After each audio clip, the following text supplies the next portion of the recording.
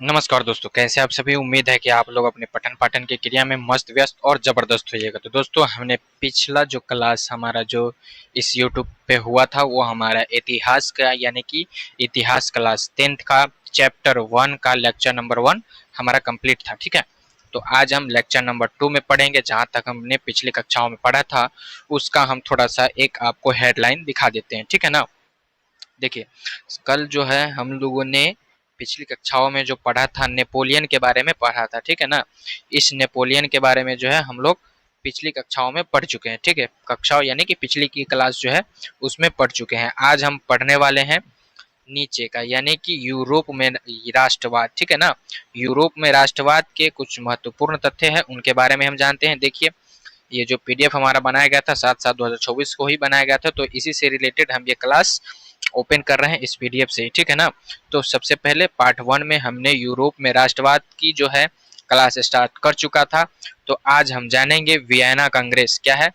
Vienna Congress 1815 को यानी कि पुरानी व्यवस्था की वापसी। ठीक है ना, इसके बारे में हम लोग जानेंगे। ठीक है, हमारा मुख्य हेडिंग क्या रहने वाला है ये आप लोग देख रहे हैं कि हमारा जो है मुख्य हेडिंग रहने वाला है कि वाटर का युद्ध और नेपोलियन का अंत। ठीक है ना, ये कैसे होता है इसके बारे में हम लोग जानते हैं। ठीक है, तो चलिए हम सबसे पहले जान लेते हैं। देखिए, 1815 में यूरोप की 4 बड़ी ताकतों यानी कि ब्रिटेन, रूस, फ्रांस और ऑस्ट्रेलिया, ठीक है ना, रसा और ऑस्ट्रेलिया ने मिलकर नेपोलियन को वाटरलू के युद्ध में हरा दिया। ठीक है ना। उसके बाद नेपोलियन के हारते ही यूरोप के पुराने राजा फिर से अपनी गद्दी पाने के लिए उत्साहित हो गए। पुराने राजा क्या हुआ, 1815 में जब यूरोप की 4 बातों यानी कि 4 बड़ी ताकतें का जो है यहाँ पे नेपोलियन ने हरा दिया यानी कि वाटरलू के युद्ध में हरा दिया, तो नेपोलियन के हारते ही यूरोप के पुराने राजा फिर से अपनी गद्दी पाने के लिए उत्साहित हो उठे। ठीक है, उसके बाद क्या होता है वियना कांग्रेस में। देखिए, उसके बाद जानते हैं। देखिए, वियना कांग्रेस यानी कि 30 ऑफ वियना यानी कि 1815 ईस्वी में यह हुआ था। ठीक है, ये 1815 ईस्वी में क्या हुआ कि नेपोलियन को हराने के बाद ऑस्ट्रेलिया की राजधानी वियना में एक मीटिंग बुलाई गई। वियना में क्या हुआ, एक मीटिंग बुलाई गई जिसे वियना कांग्रेस कहते हैं। ठीक है ना, जिसे ही वियना कांग्रेस कहते हैं। ठीक है ना, यानी कि वियना कांग्रेस किसको कहते हैं, यानी कि नेपोलियन को हराने के लिए हराने के बाद ऑस्ट्रेलिया की राजधानी वियना में एक मीटिंग बुलाई गई, उसी वियना को जिसे वियना कांग्रेस कहते हैं। ठीक है, अब अगला क्या है, देखिए आगे। देखिए, आगे हमारा मेजबान यानी होस्ट कौन था।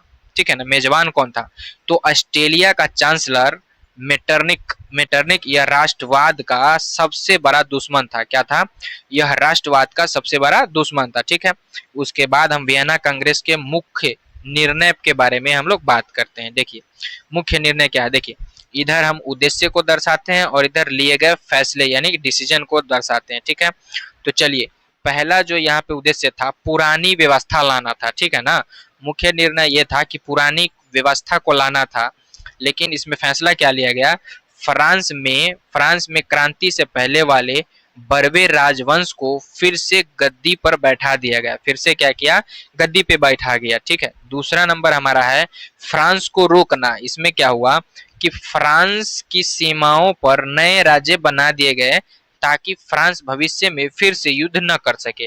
ताकि क्या करे कि फ्रांस में यानी कि फ्रांस भविष्य में फिर से युद्ध न कर सके। ठीक है, उसके बाद क्या होता है, तीसरा नंबर आता है हमारा शक्ति संतुलन। ठीक है, शक्ति संतुलन में क्या हुआ कि जीते हुए इलाकों को रूस, फ्रांस और ऑस्ट्रेलिया ने आपस में बांट लिया। क्या हुआ, वह जो है जीते हुए इलाकों को आपस में इन तीनों ने मिलकर क्या किया, बांट लिया। ठीक है, उसके बाद एक अगला जो टॉपिक है वो हमारा मोस्ट वीवीआई है, उस पर हम थोड़ा सा चर्चा करते हैं। देखिए, ये क्या है कि मेटरनी का कथन था, वीवीआई काफी वीवीआई है। ठीक है, तो इसके बारे में हम जानते हैं कि मेटरनी का कथन था कि जब फ्रांस छींकता है तो बाकी यूरोप को सर्दी जुकाम हो जाती है। ये किसका कहना था, ये जो है क्वेश्चन आंसर यानी कि एग्जाम हॉल में यह पूछा जाता है क्वेश्चन के तौर पे कि मेटरनी का क्या कहना था। मेटरनी का कहना था कि जब फ्रांस छींकता है तो बाकी यूरोप को सर्दी जुकाम हो जाता है।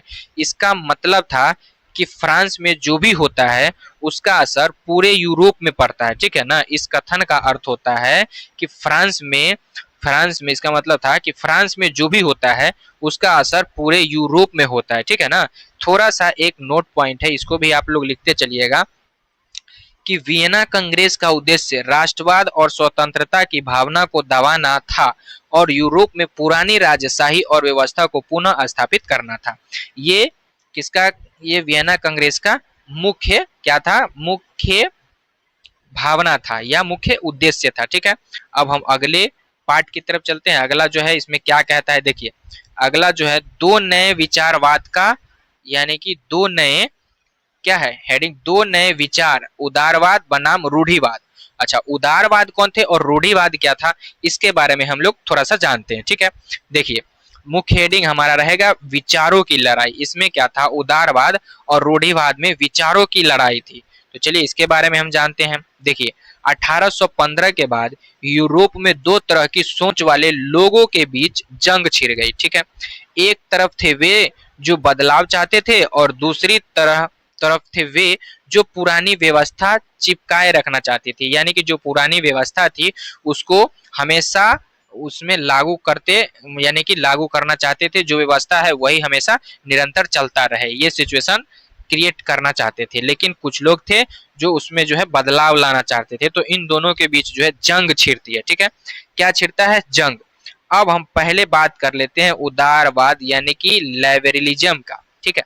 लिबरलिज्म का हम लोग पहले इसका जो है जान लेते हैं। देखिए इसका हम अगर परिभाषा जानते हैं, डेफिनेशन, तो देखिए लिबरलिज्म जो शब्द है यह किससे आया है, लैटिन भाषा के लीबर से बना है जिसका अर्थ है आजाद, ठीक है ना। लीबर का अर्थ है आजाद होना, ठीक है। तो इसमें सोच थी कि ये लोग चाहते थे कि देश में राजा की मनमर्जी न चले, एक संविधान यानी कि कॉन्स्टिट्यूशन को संसद हो और नागरिकों को वोट देने और बोलने का अधिकार मिले। ये बदलाव के पक्ष में थे। ये किसके पक्ष में थे, ये जो थे बदलाव के पक्ष में थे। वहीं दूसरी तरफ क्या था कि दूसरी तरफ जो था रूढ़िवाद था, यानी कि कॉन्ट्रोवर्जम, यानी कि कन्वर, ठीक है ना, यानी कि आप लोग जान रहे हैं रूढ़िवाद यानी कि दूसरे को जो है उकसाना, यानी कि कन्वर्टिज्म क्या है, ठीक है, इसके बारे में जानते हैं। देखिए रूढ़िवाद यानी कि कन्वर्टिज्म क्या है, इसके बारे में हम लोग जानते हैं, ठीक है।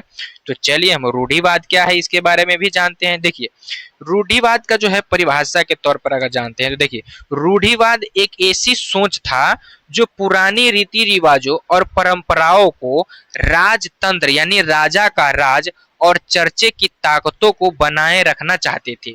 कहने का मतलब ये हुआ कि इन्होंने पुराना चल रही प्राकृतिक संस्थाओं यानी कि प्राकृतिक नियमों को जो है जो पहले बनाया जा चुका था, जैसे राजा का बेटा ही राजा बनेगा या उनसे संबंधित जो नियम बनी थी वही नियम का जो है निरंतर चलता रहे, यानी कि उसी नियम का पालन हो। लेकिन यहाँ पे जो है कुछ उदारवाद थे, उनका बदलाव के पक्ष में उनका मत था। तो चलिए आगे क्या होता है, इनके सोच पे डिपेंड करता है। देखिए इनका सोच क्या था, देखिए इनके सोच के बारे में हम लोग फिर से बातें करते हैं। देखिए सोच जो था, ये लोग मानते थे कि राजा का होना देश के लिए जरूरी है। इनका मानना था कि राजा का होना देश के लिए जरूरी है, ये बदलाव के पक्ष में नहीं स्थिरता के पक्ष में था, ठीक है ना। ये बदलाव के पक्ष में नहीं था बल्कि स्थिरता के पक्ष में था, ठीक है। अब हम जानते हैं कि दोनों के विचारों में अंतर क्या थी, ठीक है ना। वैसे तो आप लोगों को स्पष्ट हो गया होगा, लेकिन अगर नहीं स्पष्ट है तो उसको हम फिर से एक बार स्पष्ट कर देते हैं। देखिए दोनों को विचारों में सीधा अंतर हम स्पष्ट करते हैं। देखिए इधर हमने जो दर्शाया है वो लक्षण, और इधर हमने दर्शाया है उदारवादी, और इधर हमने दर्शाया है रूढ़िवादी।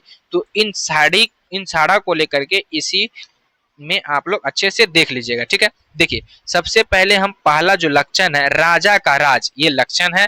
लेकिन इसमें उदारवादी क्या कहना चाहते हैं, देखिए इसमें जो कहना चाहते हैं कि राजा की ताकतों को कम करना या खत्म करना चाहते थे। ये उदारवादी क्या करता था, क्या करना चाहता था कि राजा की ताकतों को कम करना और खत्म करना चाहते थे, ठीक है। वहीं पर रूढ़िवादी क्या क्या सोच था, इसने जो सोचा था वो, उसका जो सोच था वो था राजा के शासन को सबसे बेहतर मानते थे। इन्होंने राजा के ही शासन को सबसे बेहतर मानते थे, बल्कि उदारवाद ने क्या सोचा कि यहाँ पे एक कॉन्स्टिट्यूशन हो और लोकतांत्रिक मत यानी कि लोकतांत्रिक देश बने, ठीक है। उसके बाद दूसरा था कि यहाँ पर जो है संविधान, उदारवादी चाहता था कि देश कानून और संविधान से चलना चाहिए, इनका सोच था। लेकिन रूढ़िवाद का सोच था कि राजा का आदेश ही सबसे बड़ा कानून होना चाहिए, ठीक है। यहाँ भी ठीक है, चलिए आगे चलते हैं तीसरे टॉपिक यानी कि नागरिक अधिकार पर। तो नागरिक अधिकार में उदारवादी का जो सोच था उसमें कहता था, उनका जो सोच था वो है कि प्रेस की आजादी और मानवाधिकार के समर्थन थे, ठीक है। ये किनका सोच था, उदारवादी के तरफ से, ठीक है। लेकिन रूढ़िवादी का जो सोच था उनका था कि जनता पर कड़ा सेंसरशिप रोक लगाना चाहते, यानी कि सेंसरशिप यानी कि जनता पर कड़ा रोक लगाना चाहते थे, ठीक है। तो ये इन दोनों के बीच अंतर स्पष्ट है, ठीक है। लेकिन इसमें थोड़ा सा जान लेते हैं ये भी कि नोट पॉइंट में क्या है। देखिए नोट पॉइंट में है कि उदारवाद लोगों को बदलते समय के साथ चलने के लिए प्रेरित करता था, वहीं जबकि रूढ़िवाद पुरानी परंपराओं और व्यवस्था को बनाए रखने पर जोर देता था। ये सरासर गलत था, समय के साथ बदलना चाहिए, लेकिन रूढ़िवाद जो है इसको नहीं मानता था, ठीक है ना। वो क्या करता था, पुरानी परंपराओं को ही मतलब जो है कंटिन्यूअसली चलाना चाहते थे, ठीक है। तो आगे हम जानते हैं आगे क्या होता है। आगे हमारा है कि 1830 और 1848 की यूरोपीय क्रांति के बारे में है। इनमें जो है मुख्य हेडिंग हमारा है कि क्रांतियों का दौर, यहाँ से जो है क्रांतियों का दौर शुरू होता है, ठीक है। तो चलिए हम क्रांतियों के दौर को शुरू करते हैं, ठीक है ना। तो चलिए हम सबसे पहले जानते हैं कि क्रांतियों का दौर यहाँ पे क्या होता है, ठीक है। देखिए क्रांतियों का दौर, आगे हम बात करते हैं कि मेटरनिक और रूढ़िवादियों ने जनता को दबाने की जितनी कोशिश की, राष्ट्रवाद की आग उतनी ही तेज भड़की। इसी का नतीजा था कि 1830 और 1848 की क्रांतियां उत्पन्न हुई, ठीक है। आगे हम जानते हैं कि 1830 और 1848 की क्रांतियां क्या है। देखिए 1830 और 1848, देखिए 1 जुलाई 1830 की क्रांति का देखिए फ्रांस से संबंधित है। इसका कारण था कि फ्रांस का नया राजा चार्ल्स 10वां यानी कि चार्ल्स 10वां बहुत अत्याचारी था। उसने जनता के अधिकार छीनने शुरू कर दिए। यह क्या किया कि इन्होंने जो है चार्ल्स 10वां बहुत अत्याचारी था और उन्होंने क्या किया कि जो है जनता का जो है अधिकार छीनना शुरू कर दिया। अब इसका असर क्या पड़ा, इसका असर ये पड़ा कि फ्रांस की जनता ने विद्रोह कर दिया यानी कि विरोध कर दिया, चार्ल्स 10वां यानी कि चार्ल्स 10वां गद्दी छोड़कर इंग्लैंड भाग गया। गद्दी छोड़कर कहाँ भाग गया, इंग्लैंड। उसकी जगह लुई फिलिप यानी कि उसकी जगह लुई फिलिप को राजा बनाया गया। उसकी जगह किसको राजा बनाया गया, लुई फिलिप को राजा बनाया गया, जो उदारवादी सोच का था, ठीक है ना, जो किस सोच का था, उदारवादी सोच का था। आगे जानते आगे क्या है। बाकी यूरोप पर असर क्या पड़ा, देखिए बाकी यूरोप पर इस क्रांति को देखकर बेल्जियम भी हॉलैंड से अलग होकर एक स्वतंत्र देश बन गया।